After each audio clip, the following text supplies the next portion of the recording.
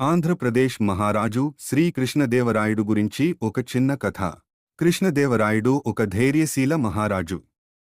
అలాంటి ఒక సమయంలో అతను రాజ్యాంగంలో భ్రాంతికర మార్గాలు తెలిసిన కొండపల్లి నగరాన్ని నిర్మాణం చేశాడు.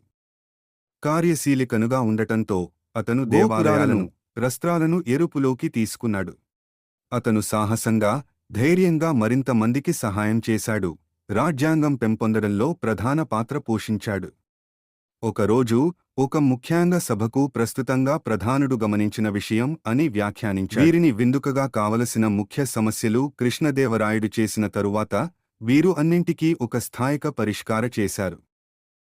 అంతాగా రాజ్యంలో శాంతి మరియు సమృద్ధి పొందాలని వీరు కోరుకున్నారు. అంతుమందు శ్రీ కృష్ణదేవరాయుడు యొక్క కార్యకలాపం మరియు ధైర్యం మాకు ప్రేరణాస్త్రమైంది. అతని చరిత్ర మాకు ఒక మూల ఉదాహరణ అయింది.